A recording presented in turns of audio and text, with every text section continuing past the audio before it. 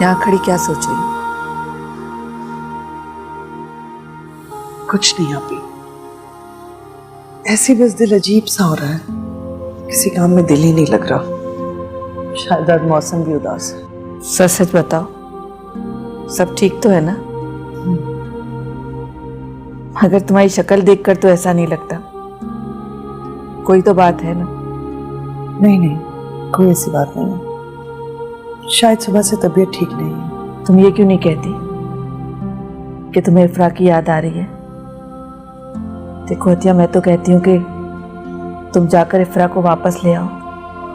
इस तरह तुम्हारा दिल भी बहल जाएगा, वरना उसे याद कर करके खुदा ना खास्ता तुम ज्यादा बीमार पड़ जाओगी।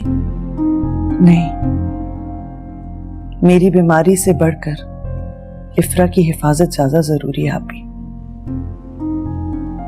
मैं तुमसे वादा करती हूँ, मैं उमैर को समझाऊंगी। वो आइंदा इफ्रा को बिल्कुल तंग नहीं करेगा। आप बहुत अच्छे तरीके से जानती हैं उमैर, आप तो क्या किसी की भी बात नहीं सुनेगा। वो अपनी जिद और गुस्से में कुछ भी कर सकता है, और मैं अपनी बेटी को ऐसे किसी खतरे में नहीं डालना चाहती। तो तुम क्या समझ रही हो? इफ्रा वहां पर तुम्हारे बगैर बहुत खुश है। उसे तो नींद भी नहीं आती होगी, हर वक्त तुम्हें याद करती होगी। आखिर बेटी है तुम्हारी।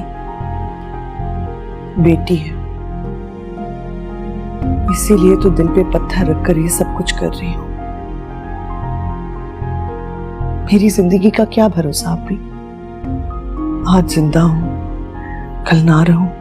इसीलिए तो मैं तुम्हें कह रही हूं कि इफ्रा को वापस ले आओ। कहीं ये बात करने के लिए उमैर ने तो आपको नहीं भेजा? अतिया, तुम मेरी बहन हो और तुम्हें मेरे ऊपर कोई भरोसा नहीं है। अगर उमैर मुझे कहता भी ना, तब भी ये बात करने में तुम्हारे पास नहीं आती। मैं तो खुद चाहती हूँ कि उमैर इफ्रा को भूल जाए। कम से कम मेरी तो इस टेंशन से जान छूटे। उमैर के लिए यही बेहतर होगा कि वो इफ्रा को हमेशा हमेशा के लिए भूल जाए।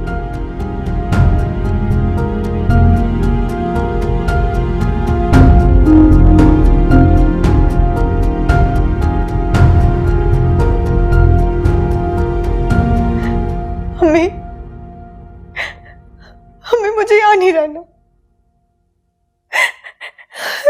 इस घर में इंसानों की नहीं बल्कि चीजों की कदर है। काश मैं तुम्हें खुद से कभी जुदा ना करती, तुम हमेशा मेरे पास रहती। अम्मी, मुझे बहुत डर लग रहा है, मैं नहीं रहूंगी। आंटी को बहुत गुस्सा आता है, उन्होंने मुझे कहो बेटा। उन्होंने मेरे साथ अच्छा नहीं किया अम्मी, बिल्कुल भी अच्छा नहीं। थोड़ा सा बर्दाश्त कर लो, ये सारी तकलीफें वक्ती हैं। तुम देख लेना, तुम उस घर में अपनी जगह बना लोगी।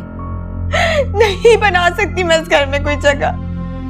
ना ही तो इस घर में मेरी कोई जगह, ना इनके दिलों में। आप क्यों नहीं समझती अम्मी? सब ठीक हो जाएगा इफ्रा, आखिर इन लोगों से तुम्हारा खून का रिश्ता है। मेरा उन लोगों से कोई रिश्ता नहीं है, कोई भी रिश्ता नहीं है। अम्मी, मुझे यहाँ नहीं रहना, मेरा बहुत दिल घबराता है। प्लीज।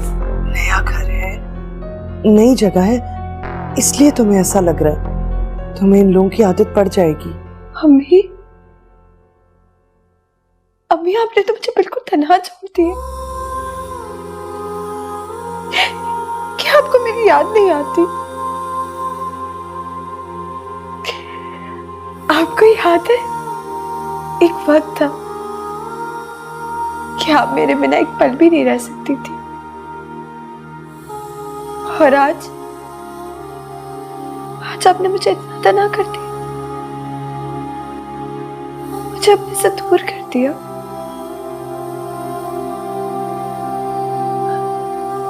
क्या हुआ अम्मी? कुछ बोल क्यों नहीं रहे? बोले अम्मी, क्यों किया आपने मेरे साथ ऐसा? तुम्हारे मुस्तकबिल के लिए जहर पी रही हूं मैं। अगर तुम इतनी जल्दी हिम्मत हार जाओगी तो क्या होगा फिर? इस तरह नहीं रोते। तुम तो मेरी बहादुर बेटी हो ना। अभी तो तुम्हें बहुत हिम्मत करनी है, अपने हक के लिए खड़े होना है। इस तरह हिम्मत नहीं हारते।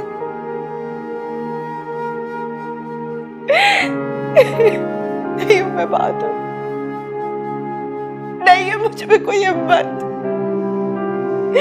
कैसे समझाऊं आपको अम्मी, कैसे? नहीं नहीं, ऐसा नहीं कहते बेटा, तुम तो मेरा मान हो। अच्छा बेटा, रात काफी हो गई है, अब चुप हो जाओ और सो जाओ।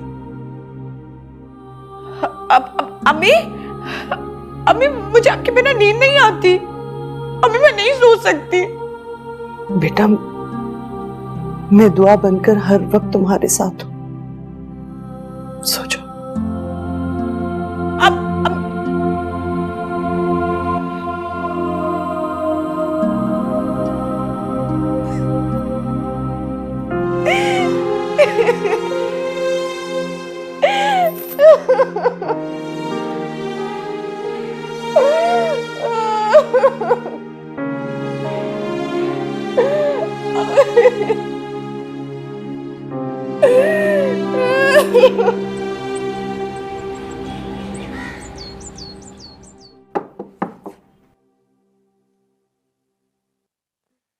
कौन है?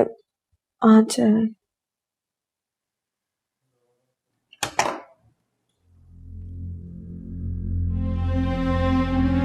आप नाश्ते में कुछ खाएंगी?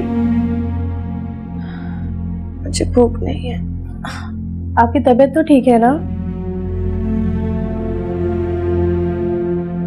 अरे नहीं, आपको तो तेज बुखार है। मैं ठीक हूँ। नहीं नहीं, मैं किसी को बुलाकर लाती हूँ। नहीं, किसी को मत बुलाना, मैं ठीक हूँ। तुम किसी को कुछ मत बताना। जिंदा हूं ना, यही काफी है। तुम जाओ, दरवाजा बंद कर दो।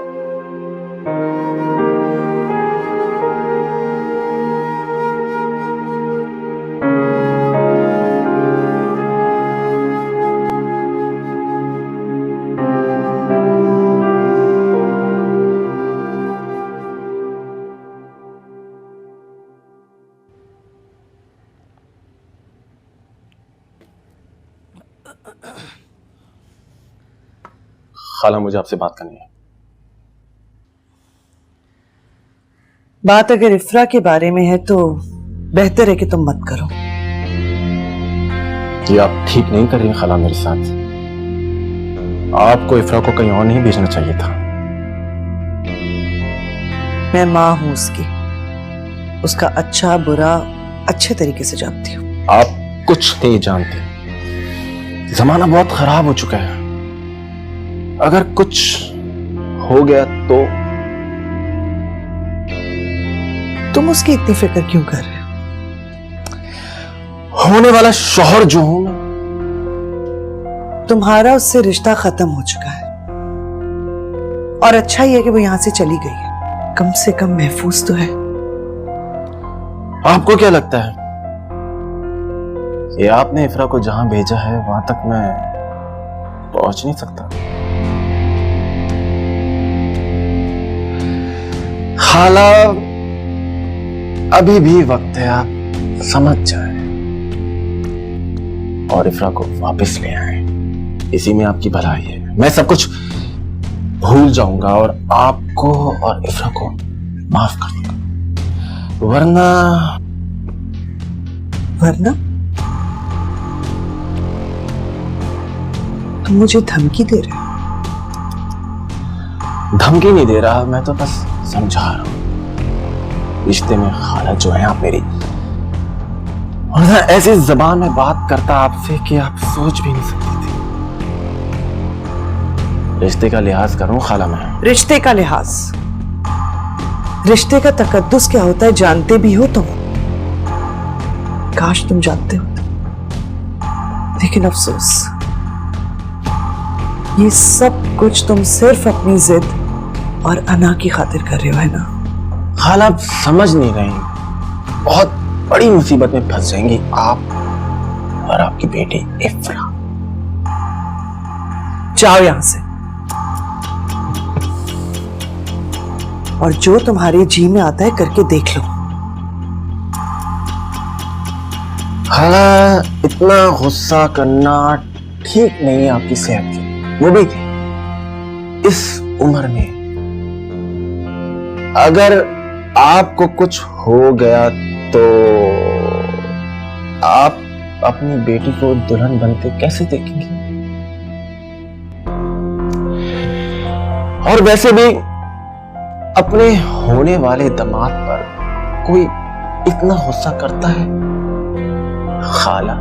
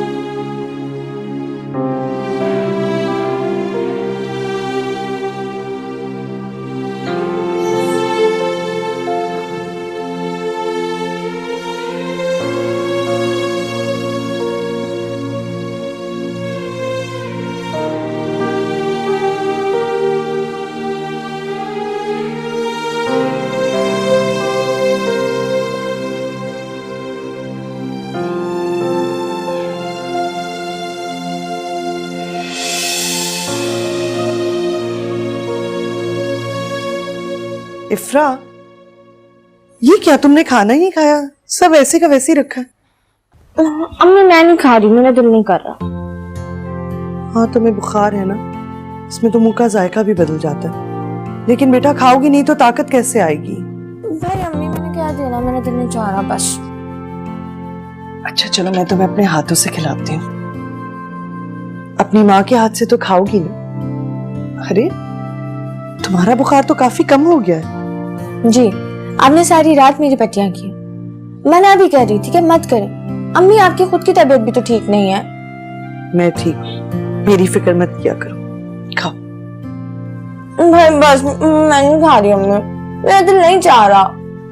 अच्छा एक काम करते हैं, मैं तुम्हारे लिए छोले की चाट बना देती हूँ, तुम्हें अच्छी लगती है ना? ठीक है। इस बहाने कुछ खा भी लोगी।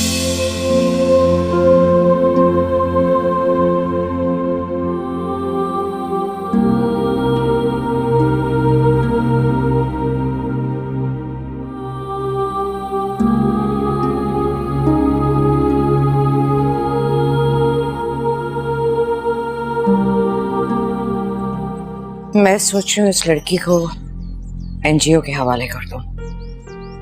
आप क्यों इस चीज को इतना सर पे सवार कर रहे हो? वो मेरे घर में रह रही है, हर वक्त मुझे धड़का लगा रहता है कि किसी को पता ना चल जाए कि मेरी सौतन की बेटी है, और तुम कह रहे हो कि मैंने सर पे क्यों सवार किया हुआ है उसे? तो आप एनजीओ वालों को क्या कहेंगी? कौन है ये लड़की? कह दूंगी कुछ भी, किसी मुलाजिम की बेटी है, अब इसका दुनिया में कोई नहीं है। आप कह देंगी और दुनिया वाले मान लेंगे? जरा सोचिए, अगर इफ्रा ने बाहर जाके एक लफ्ज भी कह दिया तो कितनी बड़ी मुसीबत खड़ी हो सकती है, इसका अंदाजा है आपको? तो क्या करूं, इसको कितनी देर यहाँ बर्दाश्त करती रहूं? जब तक वो लड़की इस घर में है, ये बात घर तक महदूद। बाकी चीज आप मुझ पर छोड़ दो, I'll handle this। मुझे तो सिर्फ इलेक्शंस की फिक्र है। तो मामा मैं आपसे यही तो कह रहा हूँ, concentrate on the election, that's it. आप फिक्र नहीं करें, मैं संभाल लूंगा, बिलीव ऑन मी।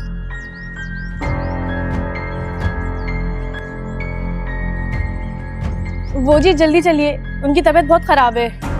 कौन, क्या हुआ? वो जी इफ्रा बीबी, उनकी तबीयत बहुत खराब है, ना उनसे उठा जा रहा है ना बोला जा रहा है बिल्कुल भी। चलो बैठे बैठाए अभी ये क्या मुसीबत पड़ गई। मुझे तो समझ में नहीं आ रहा कि आपके बेटे को हो क्या गया है। दिमाग खराब हो चुका है, कोई बात समझने को तैयार नहीं है। अरे वो मर्द का बच्चा है, इफ्रा उसकी गैरत बन चुकी है। तुम देखना वो इफ्रा को हासिल करके ही दम लेगा। आपकी इन्हीं बातों की वजह से वो बिगड़ा है। ये ना कि आप उसे समझाएं, उसकी हिमायत करें। अब तो हद हो गई है, अपनी खाला से भी उलझने लगा है। हाँ ठीक तो किया उसने, सारा कसूर ही तुम्हारी बहन का है। पहले भी उसने कभी हमारी बात नहीं मानी। कितना कहा था उससे कि वकील साहब से कुछ जायदाद अपने नाम करा ले, मगर नहीं। वकील साहब तो मर गए, उनका बोझ सारी जिंदगी हमें उठाना पड़ा। ये बात तो आप भी अच्छी तरह से जानते कि वकील साहब को इफ्रा के बारे में मालूम ही नहीं था।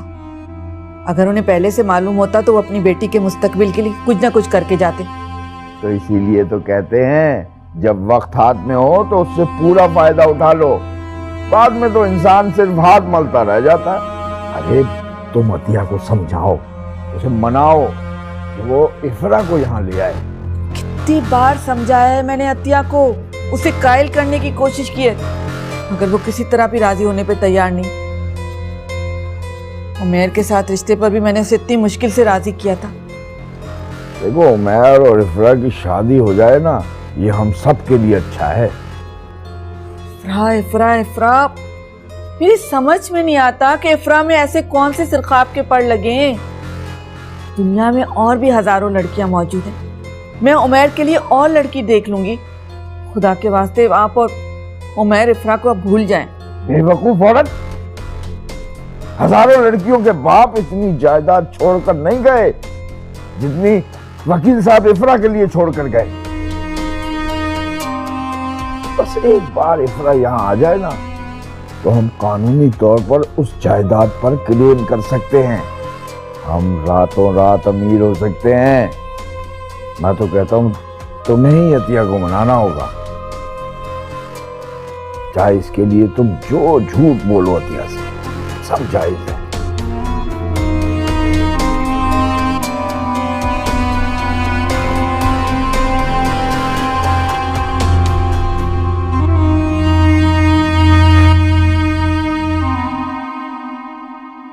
तुमने मुझे पहले क्यों नहीं बताया कि तुम्हारी तबीयत खराब है? मैं सुबह से ही परेशान हो रही थी, सोच रही थी कि तुमने फोन क्यों नहीं किया। मुझे बहुत तेज बुखार है, मगर आप मेरे पास नहीं है। अभी आपको याद है जब भी मैं बीमार होती थी तो आप कितना परेशान हो जाती थी, मगर आज आप नहीं है। बस मेरी बच्ची चुप हो जाओ। अब कैसी तबीयत है? बुखार कम हुआ? डॉक्टर को दिखाया तुमने? ठीक हूं मैं अब। दवा ली तुमने? मुझे पता है नहीं ली होगी, तुम बहुत चोर हो दवा लेने में। जी, मैंने मेडिसिन नहीं खाई और ना ही मैं खाऊंगी। ऐसा मत कहो बेटा, दवा नहीं खाओगी तो ठीक कैसे होगी? और बीमार पड़ जाओगी। तो पढ़ने देना बीमार, नहीं ठीक होना मुझे। अल्लाह करे मैं मर जाऊं, वही सबके लिए बेहतर होगा। अल्लाह ना करे, क्यों खुद को बददुआएं दे रही हो? तुम चाहती हो कि मैं और परेशान हो जाऊं? नहीं करो बेटा, दवा खा लो। क्या हुआ इफ्रा? खामोश क्यों हो गई हो? दवा खाओगी ना? मानोगी ना मेरी बात? ठीक है, मेरी एक शर्त है। कैसी शर्त? अगर आप मेरी बात मानेंगी तो मैं दवाई खाऊंगी, वरना नहीं।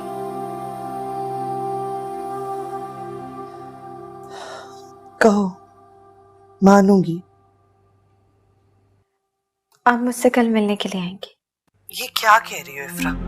तुम अच्छे तरीके से जानती हो कि उन लोगों को मेरा वहां आना पसंद नहीं है। तुमसे फोन पे बात तो कर लेती हूँ ना मैं। अम्मी, मुझे आपसे मिलना है। अगर आप आएंगी ना तो मैं दवाई खाऊंगी, वरना नहीं। अब आपकी मर्जी है। बहुत जिद्दी हो गई हो तुम।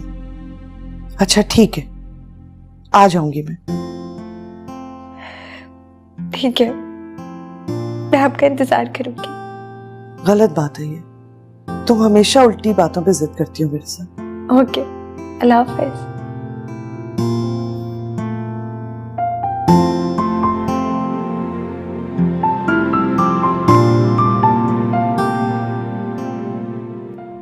क्या बात है इफ्रा?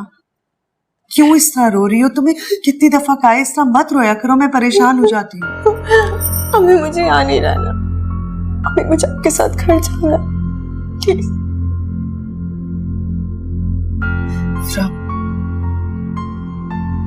अब यही तुम्हारा घर है और तुम्हें इन्हीं लोगों के साथ रहना है। नहीं अम्मी, ना ही तो ये घर मेरा है और ना ही इस घर में रहने वाले लोग। मेरे लिए मेरा घर वो है जिसमें आप मेरे साथ हो। अम्मी मुझे यहाँ नहीं रहना, मुझे अपने साथ ले जाए प्लीज। मुझे पता था तुम यही कहोगी, इसीलिए मैं नहीं आ रही थी तुमसे मिलने। उमैर पागल भेड़िए की तरह तुम्हारे पीछे पड़ा हुआ है। एजाज भाई मुझ पे दबाव डाल रहे हैं। अगर तुम वहां चली गई तो तुम्हारी शादी कोई नहीं रोक सकता, शायद मैं भी नहीं।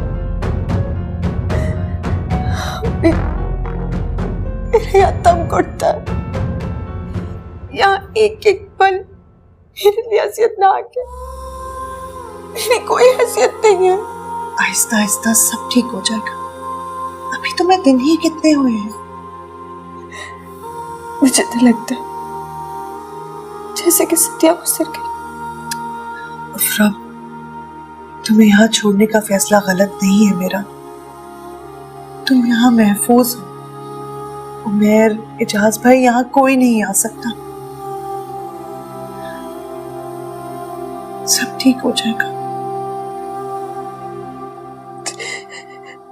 ठीक है, आप मुझे नहीं ले जा सकते, मगर अम्मी आप तो रुक सकती हैं। ऐसा नहीं हो सकता। हाँ, लेकिन मैं तुमसे मिलने आती रहूंगी। मैं तुमसे दूर नहीं हूं। तुम क्या सोचती थी? मैं तुम्हारे बगैर रह सकती हूँ? क्या मुझे तकलीफ नहीं होती? आप यहाँ?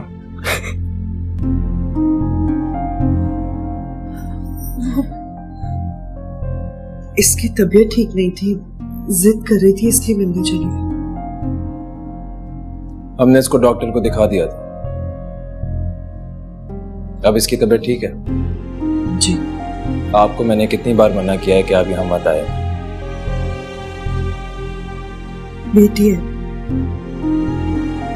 बस इसको मिलने चली आई। अगर ना आती तो मेरा भी दिल परेशान होता। तो फिर ऐसा करें, इसको अपने साथ ले जाएं। नहीं, ये यही रहेगी। बच्ची है, कुछ दिनों में समझ जाएगी। आप जा सकती हैं।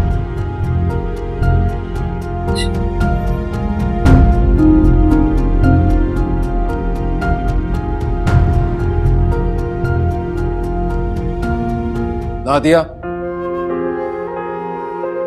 नादिया, इन्हें अपने रूम में ले जाओ।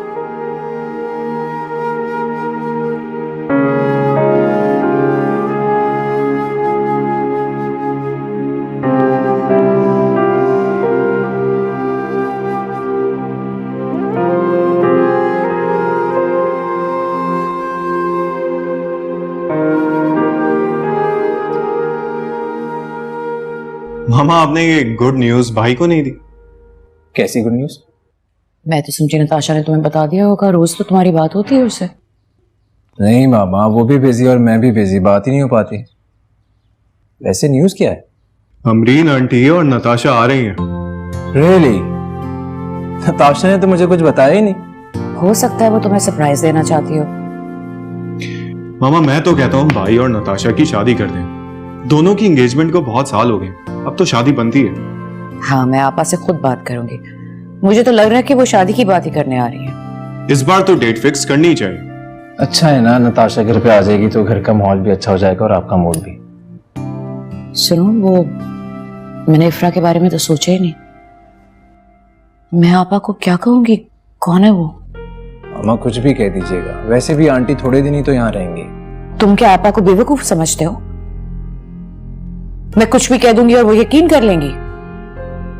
आप लोग क्यों टेंशन ले रहे हैं? उस लड़की को मना कर देंगे कि आंटी के सामने आई ना, और जब वो आएगी नहीं तो फिर टेंशन कैसी? ऐसन ठीक ही तो कह रहा है, वैसे भी वो कितनी सहमी सी रहती है, जो आप कहेंगी वो मानेगी। कभी उसने हमारी बात से इनकार किया है क्या? मैं खुद उससे बात कर लूंगा, डोंट यू वरी।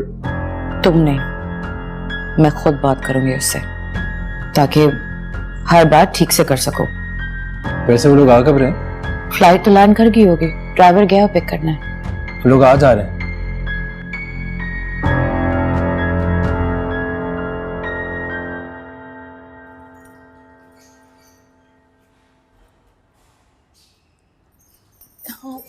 बैठी रहो, तुमसे कुछ बात करनी है। क्या बात करनी है? बैठो, मैं बताती हूँ।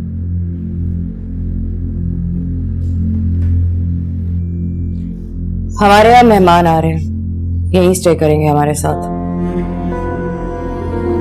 स्टे का मतलब समझती हो ना? तुम्हारी माँ ने तुम्हें पढ़ाया लिखाया नहीं है? वो यहाँ रुकेंगे? I can understand English. Good, बस यही समझाना था कि जब तक वो यहाँ है तुम अपने कमरे से बाहर नहीं निकलोगे, समझी? जी। तुम्हारी पहचान मेरे लिए किसी गाली से कम नहीं है। काश आज सफ्तर जिंदा होते तो मैं तुमसे और तुम्हारी माँ से सफ्तर का नाम हमेशा के लिए छीन लेती। तुमसे इतनी नफरत करने के बावजूद भी मैं तुम्हें अपने घर में रखने पर मजबूर हूं। मैं फिर से तुम्हें ये बात याद दिला दूं कि तुम किसी के सामने नहीं आओगी जब तक वो लोग यहां रुकेंगे। तुम अपने कमरे से बाहर मत निकलना, मैं नहीं चाहती कि कोई तमाशा हो। आप बेफिक्र रहें, मैं किसी के सामने नहीं आऊंगी। तुम्हारी बेहतरी इसी में है, समझ रही हो ना?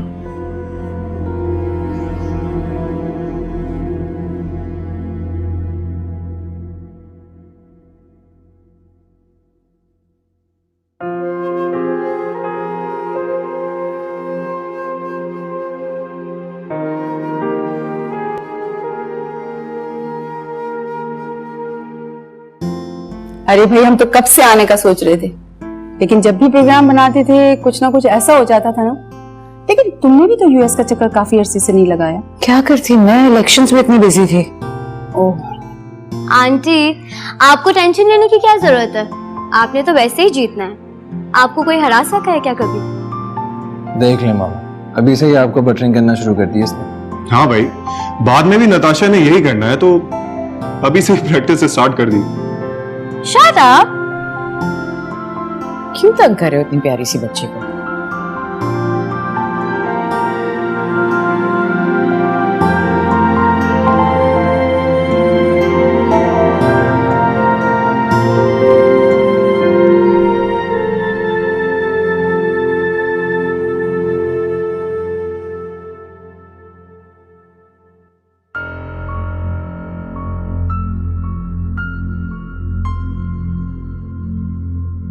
अब चुप कली। अम्मी, अम्मी,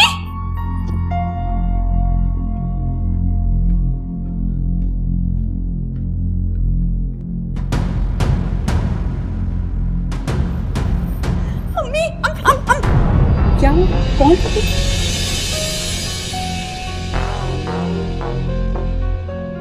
आपा,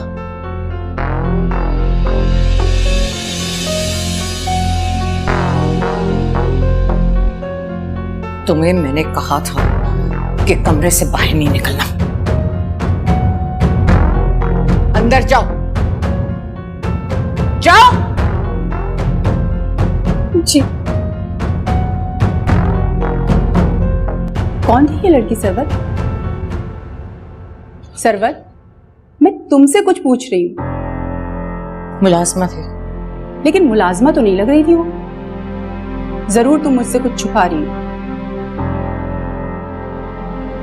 सरवत, ऐसा क्या है जो तुम मुझे बताना नहीं चाहती?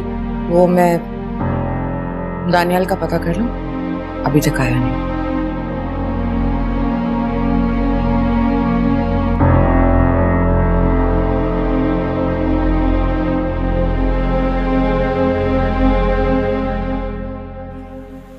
कितनी बुरी हो यार, तुम्हारी थी और तुमने बताया नहीं। मैं तुम्हें सरप्राइज देना चाहती हूँ। अगर मैं तुम्हें बता देती तो सरप्राइज तो नहीं रहता ना। हमेशा अपने बारे में सोचो, सेल्फिश। जो अपने बारे में नहीं सोचता ना, उसे कोई भी अहमियत नहीं देता। इंसान को खुद को सबसे अहम समझना चाहिए। ये कॉल किसका? आपके होने वाली वाइफ का। बिल्कुल अपनी आंटी पे गई है। अच्छा, अभी बताती हूँ मैं सरवत आंटी को। मैंने ऐसा क्या कहा है? तुम इस बात को पॉजिटिव भी ले सकते, लेकिन आपको तो हर बात नेगेटिव ही लेंगे। Anyways, how was your flight? Flight was amazing. Pakistan का मौसम कितना अच्छा है ना। काश मुझे सफ्दर की जिंदगी में ये सब कुछ पता चल जाता तो मैं इन सब से निपट लेती। तलाक दिलवा देती इसे। मुझे तो यकीन ही नहीं आ रहा।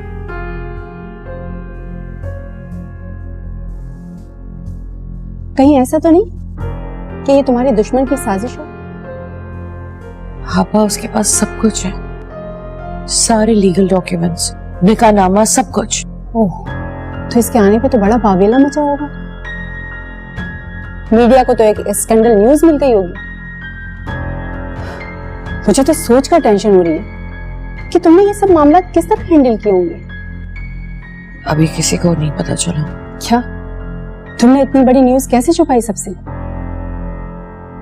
यही मेरी मजबूरी है।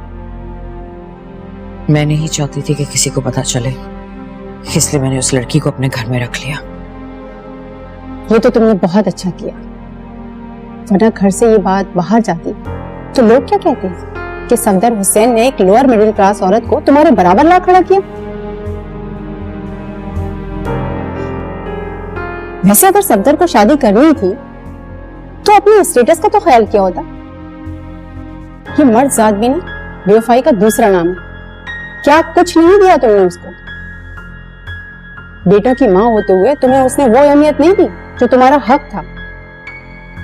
लोगों को पता चलता तो यही कहते कि जो औरत दूसरों के हक के लिए बात करती है वो अपना हक नहीं ले सकी। किस्मत में यही सब कुछ है। अब मरने वाले से क्या गिला करूं?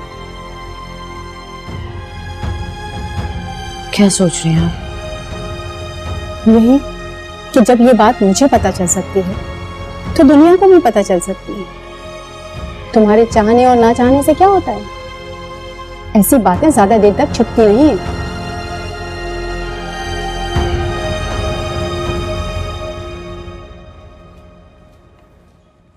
तुम बाहर क्यों आई थी? तुम्हें मैंने मना किया था कि किसी के सामने नहीं आना, तो फिर तुम बाहर क्यों आई? कुछ पूछ रही हूं तुमसे। वो मेरे कमरे में छिपकली आ गई थी। तो कौन सी ऐसी कयामत आ गई थी? जिस इलाके से तुम उठ के आई हो ना, वहां तो ऐसी बहुत सी चीजें होती हैं। मेरी अम्मी मेरे साथ होती थी ना, इसलिए मुझे डर नहीं लगता था। तुम्हारी माँ को अगर तुमसे इतनी मोहब्बत थी तो तुम्हें यहाँ छोड़कर क्यों चली गई वो? अच्छी तरह से जानती हूं मैं यहां तुम क्यों आई हो। तुम्हारी माँ ये चाहती थी कि मैं तुम्हें देख देख कर 24 घंटे अजियत में रहूं, इसलिए उसने अपनी मुसीबत हमारे गले में डाल दी है। मजबूर थी। तुम्हारी माँ जैसी औरतें मजबूर नहीं होती, बल्कि मजबूर कर देती हैं। बिल्कुल वैसे जैसे उसने मेरे शौहर को शादी करने पर मजबूर किया था। पता नहीं क्या क्या चक्कर चलाए थे उसने। मेरी अम्मी ऐसी नहीं है। चुप करो तुम। अच्छी तरह से पहचान गई तुम्हें और तुम्हारी माँ को भी। अम्मा क्या हो गया? आपकी आवाज नीचे तक आ रही। दिमाग खराब हो गया मेरा। इस लड़की ने मेरा सुकून बर्बाद कर दिया है। जानबूझकर ये मुझे टॉर्चर करती है। क्या समझा हुआ तुमने मेरे घर को, जो अपनी मर्जी से यहाँ चहलकदमी करती फिर रही हो? ये मेरा घर है और यहाँ मेरा हुक्म चलता है, समझी तुम?